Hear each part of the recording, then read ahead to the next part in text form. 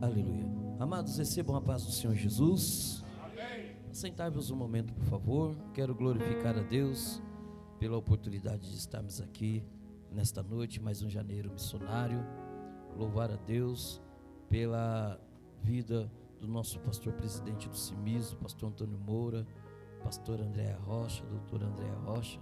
Esse casal que esses dias eu estava conversando com uma pessoa, estava dizendo: pastor Antônio Moura, ele não é apenas um líder, pastor Antônio Moura é um amigo. Nem todo líder é amigo, né, pastores?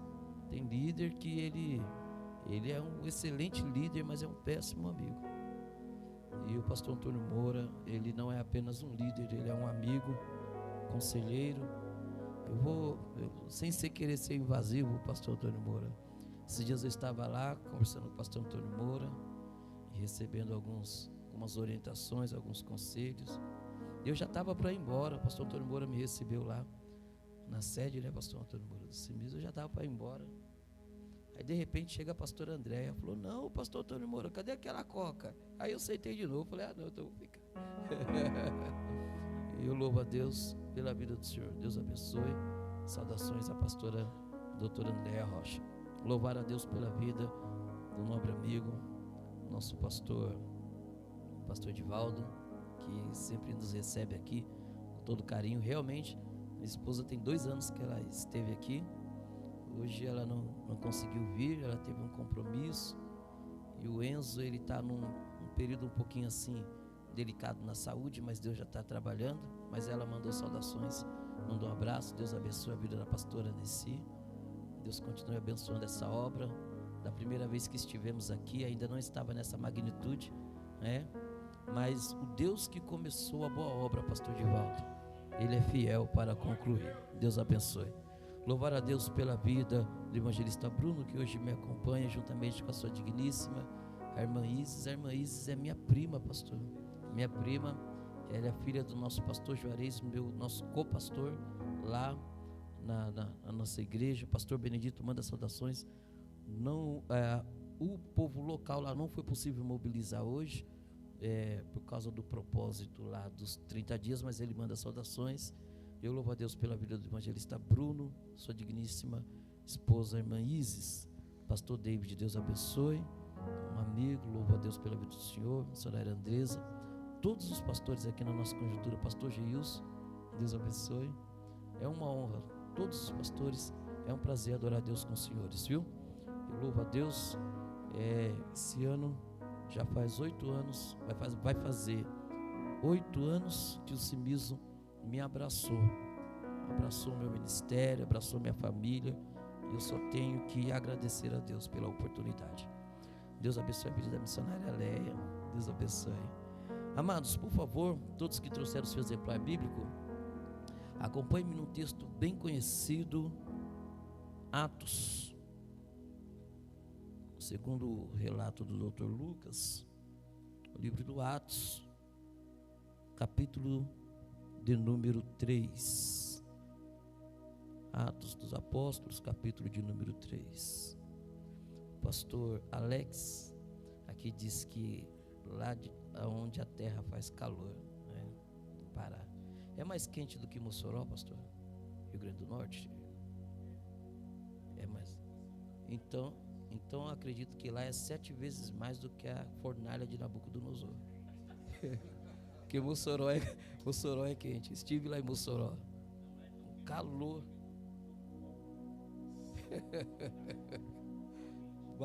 Eu cheguei em Mossoró, eu falei que é 2 vezes mais quente do que a fornalha de Nabucodonosor. Então no Pará, então é 7 vezes mais, pastor Antônio Moura.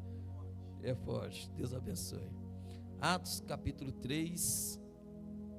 Serei bem sucinto nas minhas palavras, sendo coerente e obediente aqui o horário, em nome de Jesus, amém? Capítulo 3, todos encontraram, digam amém. Qual traz aqui a epígrafe: a cura de um coxo, o discurso de Pedro no templo. Versículo 1 diz assim: Pedro e João subiam juntos ao templo à hora da oração, a 9ª. E era trazido um varão que desde o ventre de sua mãe era coxo. o qual todos os dias punham à porta do templo, chamada Formosa, para pedir esmola aos que entravam. E ele, vendo a Pedro e João que iam entrando no templo, pediu que lhe dessem uma esmola. Pedro, com João, fitando os olhos nele, disse: olha para nós. E olhou para eles, esperando receber alguma coisa. E disse Pedro: não tenho prata nem ouro, mas o que eu tenho, isto eu te dou. Em nome de Jesus Cristo Nazareno, levanta-te e anda. E tomando-o pela mão direita, levantou, e logo os seus pés e tornozelos se firmaram.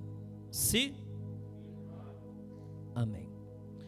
Amados e queridos irmãos, o texto que nós acabamos aqui de lecionar é um texto muito conhecido, um momento marcante na história dos discípulos, dos primeiros passos da Igreja de Cristo.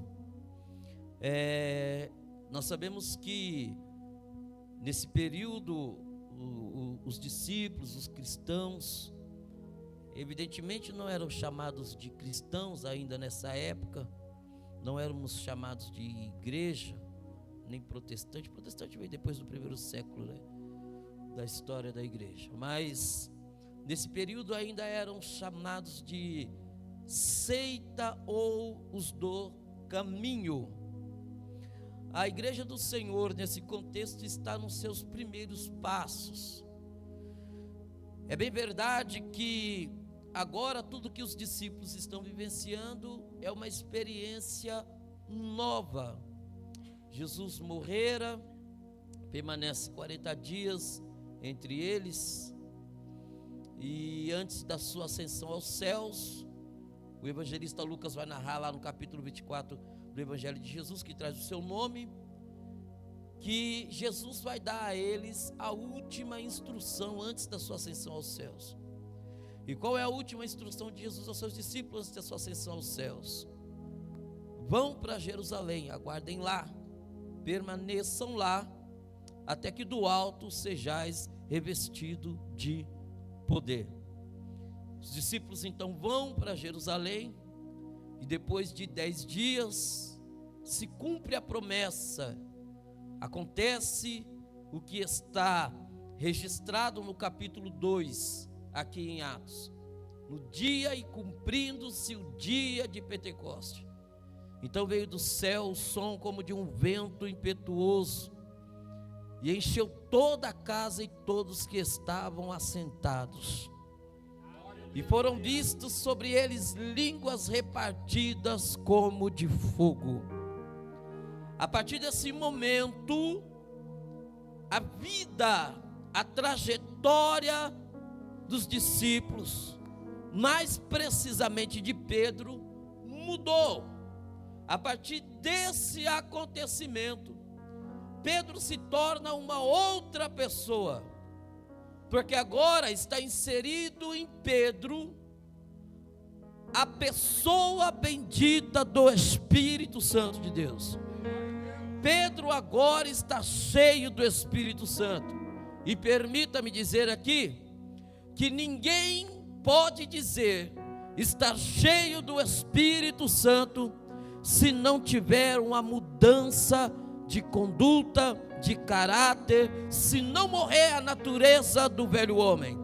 A primeira característica de um crente cheio do Espírito Santo não é a manifestação dos dons.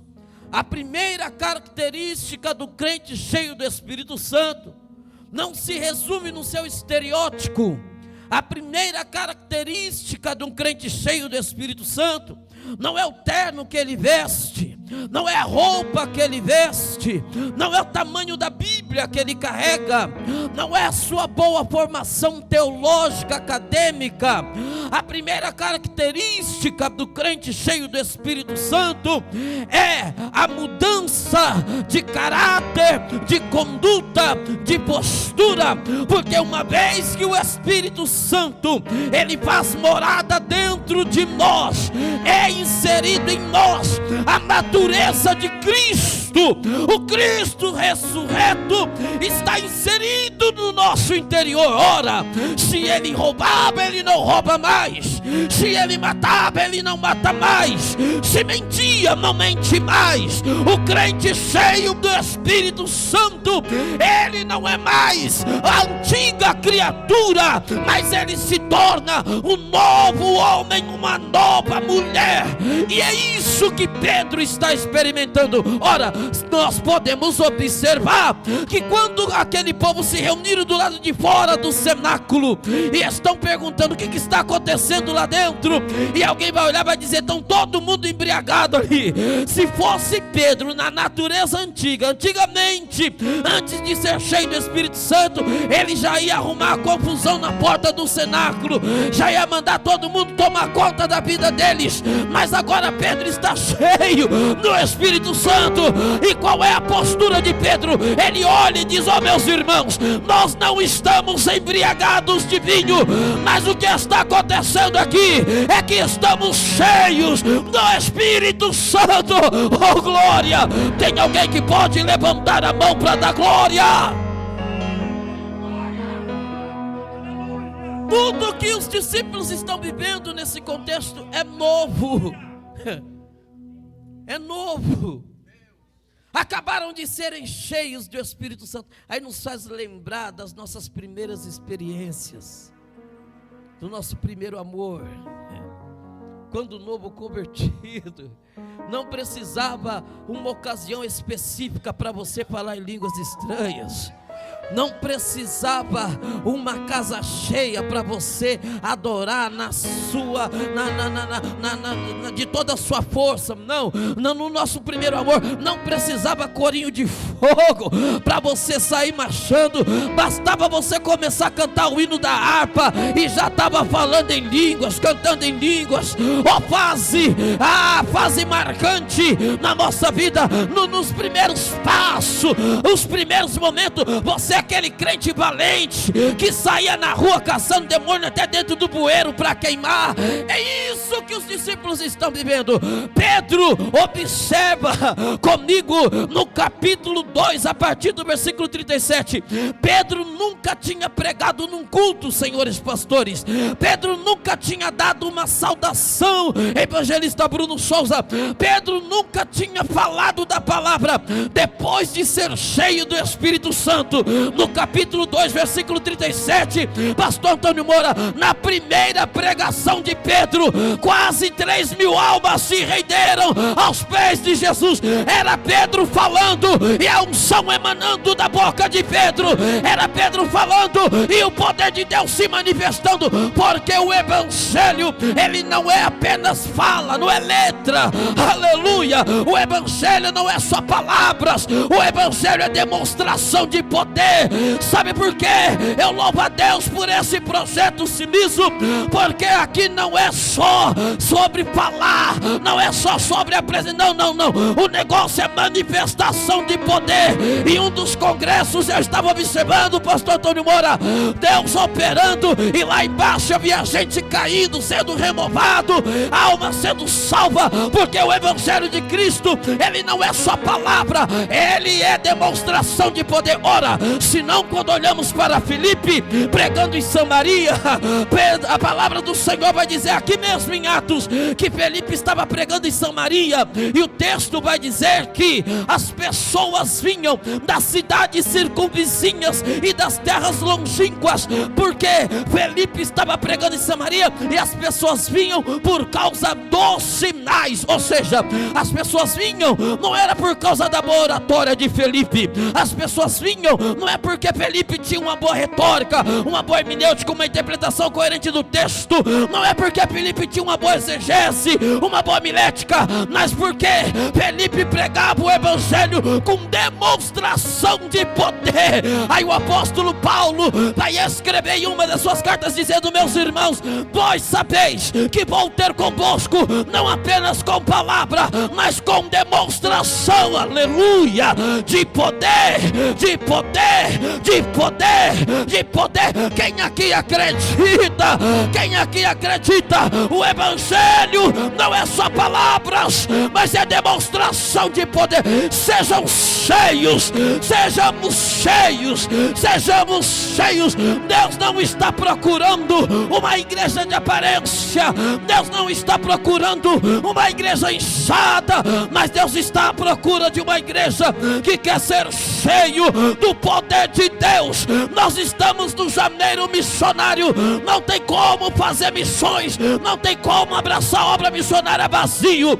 Para ser um missionário de Deus, tem que ser cheio, cheio, cheio, cheio do poder de Deus. Você que acompanha aí em casa nesse momento, pelo poder da onipresença do Eterno, o mesmo Deus que está agindo aqui, Ele está agindo aí agora. Seja tocado pelo poder de Deus agora. Urabaracandore-calabaia. Pedro então, deixa eu correr para o texto. Então o texto vai dizer que agora Pedro e João estão indo ao templo para orarem a hora nona. Tudo que eles estão vivendo é algo novo. Por exemplo, antes de Atos 2 não se ouvia falar em dons espirituais, línguas estranhas. Pedro e João estão indo orar, porque o crente cheio do Espírito Santo, você conhece ele na oração e na palavra. Me perdoe pela sinceridade, crente que não gosta de oração e de palavra, ele pode ser cheio de qualquer coisa, menos do poder de Deus. E lá vai Pedro e João orarem. E o texto diz que todos os dias era posto a porta formosa um paralítico, o homem que desde o ventre ele era coxo. Dentro da cultura da época, ele foi alguém que já nasceu predestinado a sofrer, a lidar com a rejeição. Ora, os senhores sabem com mais propriedade do que eu, que naquele tempo qualquer pessoa com qualquer tipo de deficiência física, ela era privada de muitas coisas, era visto como alguém que trouxesse uma marca de um pecado, de uma maldição, alguma coisa desse tipo. Por exemplo, no templo mesmo ele não podia entrar, por causa da sua deficiência. Alguém olhava para aquele homem e dizia: você é alguém que nasceu predestinado para sofrer. O máximo que você pode é ficar na porta formosa, recebendo esmolas. O fato daquele homem estar na porta formosa não era algo aleatório. Quem o arrastava ou quem o conduzia, colocava na porta, tinha um propósito e era um conhecedor da cultura da época. Porque dentro da cultura daquela época, da cultura judaica da época, havia algo que dizia o seguinte: que eu só poderia ser visto como um bom judeu ao ir ao templo adorar. Para eu ser visto como um bom judeu, se fosse hoje, para eu ser visto como um bom cristão, ao ir ao templo, eu tinha que ter duas coisas. Primeiro, eu tinha que ter esmola. E segundo, eu tinha que ter oferta. Quando alguém coloca ele na porta do templo, está dizendo: aqui é o lugar garantido em que você vai receber esmolas. Por quê? Todo bom judeu, pastor David, ao entrar no templo, quando passar por aqui, tem que ter esmola para te entregar. E por que a esmola? E por que a oferta? Bem rápido. Se fosse hoje, a esmola, ela era símbolo de bondade, e a oferta, gratidão. A esmola eu não levava para o templo, a esmola ficava no caminho, porque da minha casa até o templo, se eu encontrasse no caminho algum pobre, necessitado, viúva, órfão, a esmola eu deixava no caminho como demonstração de bondade. E a oferta eu levava para o templo, que era a minha gratidão. Me perdoe pela sinceridade. Hoje parece que o negócio está meio ao contrário. A gente quer trazer esmola. A gente quer trazer o piorzinho para Deus. Não é para Jesus. Aquele velho ditado é para Jesus mesmo. Não. Aqui não é lugar de esmola. Aqui é lugar de gratidão. Se é para Jesus, eu tenho que entregar o meu melhor. Se for a minha oferta monetária, tem que ser o meu melhor. Se for o meu louvor, tem que ser o meu melhor. Não estou falando de quantidade, eu estou falando de sentimento de gratidão, de entrega.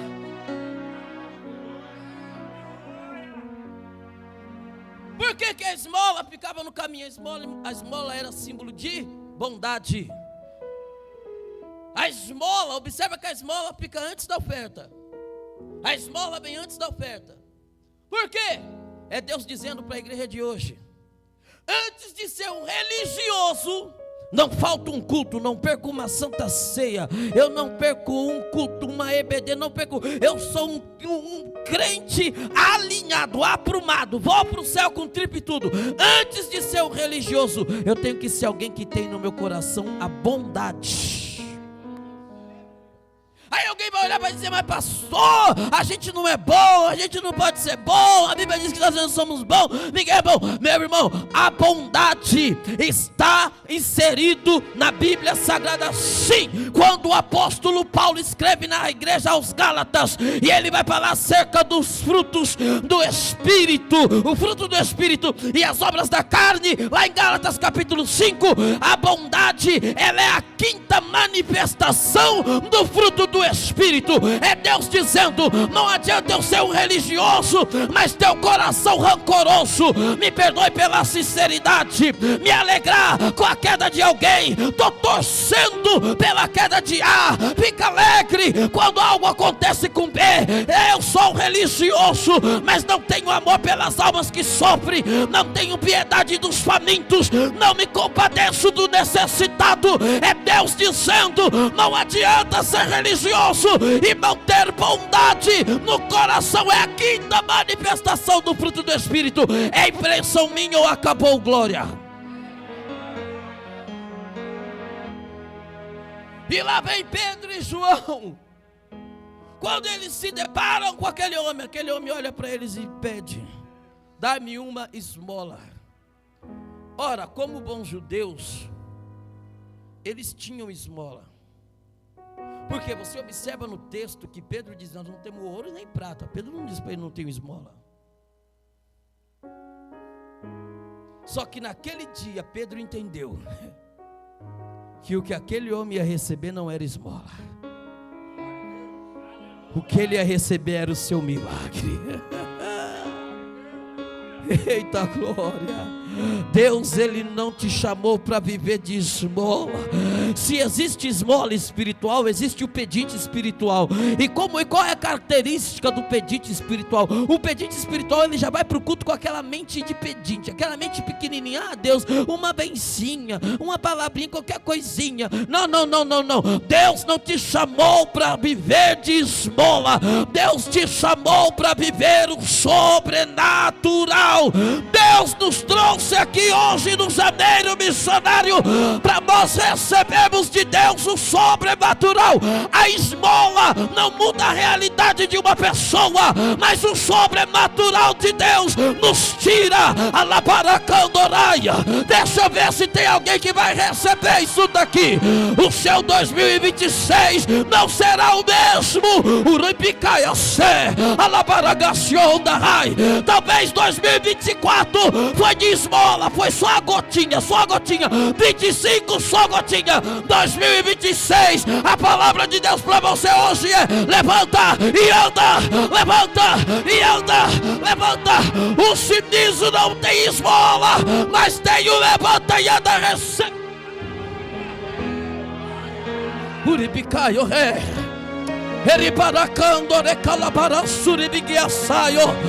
Pedro, me dá uma esmola. Pedro olha para ele como quem diz: o evangelho não é esmola, porque a esmola, ela não muda a situação de ninguém. O evangelho é poder, o evangelho é poder. Era como se Pedro olhasse para ele e dissesse: meu filho, a sua expectativa hoje estava em receber um denário, a esmola, as moedas, não sei qual era a moeda da época, mas hoje o que você vai receber, o ouro não compra, a prata não compra, o dólar não compra, o euro não compra. O que Deus tem para nós hoje aqui é um sal.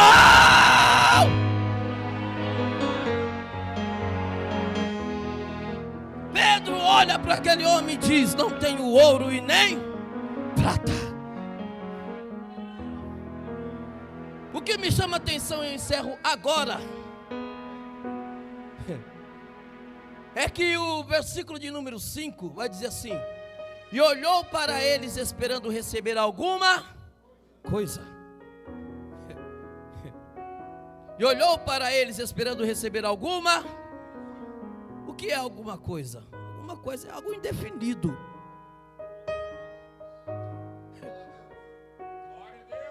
Não é assim, pastor? Alguma coisa é algo indefinido. Se você falar assim: me dê alguma coisa, eu posso te dar meu sapato, te dou o pé direito, fico com o pé esquerdo,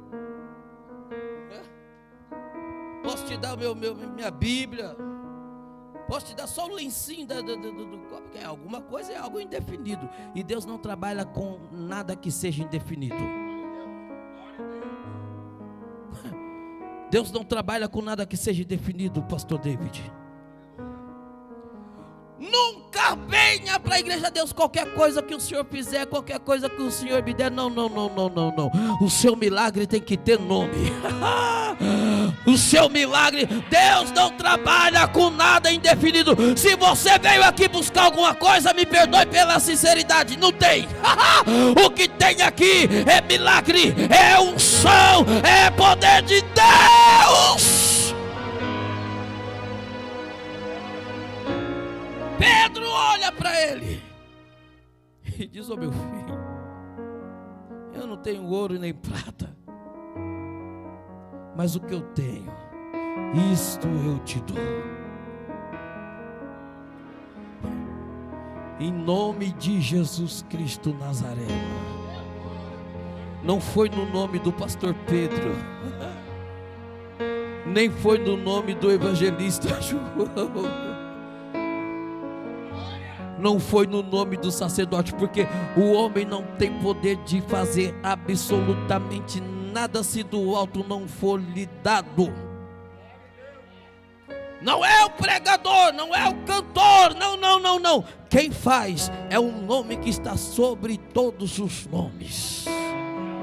Qual é o nome? Aquele nome, aleluia, que mesmo sendo igual a Deus, não teve por usurpação ser igual a Deus, mas ele se humilhou abaixo dos anjos, pelo que Deus soberanamente o exaltou e o deu o nome que está sobre todos os nomes. Qual é o nome dele? Jesus de Nazaré. Jesus de Nazaré. A ele a glória, a ele a honra, a ele o louvor. É ele que abre e ninguém fecha, é ele que fecha e ninguém abre, é ele que abre a sepultura, faz o homem descer nela, e é ele que faz o homem se levantar da sepultura, mesmo depois de 4 dias morto.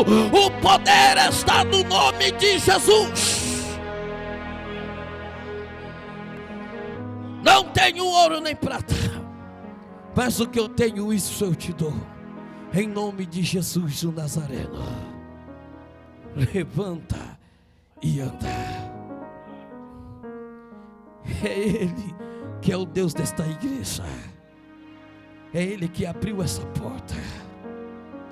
É Ele que te escolheu. Por Abaracandoraia. Ele baraçou onde reve a sai. O diabo tentou de todas as formas te parar. Ele mandou que a saio Tem gente aqui, pastor David, eu não conheço a história de ninguém, mas o Espírito Santo está me dizendo que na lógica humana não era nem para estar aqui. Um dia alguém olhou para você e disse: você vai morrer cedinho, logo logo a notícia vai chegar que morreu, partiu, foi embora, mas você está aqui hoje. Aí alguém olha e vai dizer assim: é sorte, mas não é sorte, é porque sobre a sua vida está o nome que está sobre todos os nomes. Você está aqui porque Jesus te escolheu, Jesus nos chamou. Quem recebe esta palavra, levanta a mão e dê glória para Ele. Quem recebe esta palavra, senhores pastores, senhores ministros, o céu nesta noite nos cobre dessa autoridade. Urabacandoraia, daqui na minha casa, daqui para o estado do Pará, daqui até a sua casa, haverão coxos, haverão paralíticos, haverão pedintes espirituais, e Deus vai usar você.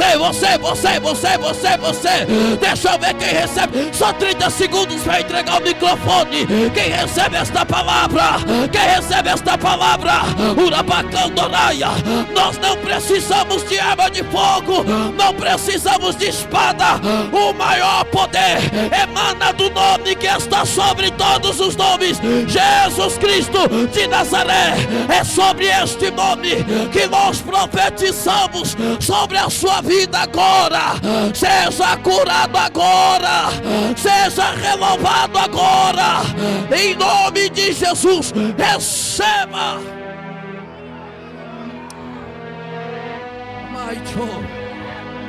Iribicaio rebi daragachon daraia.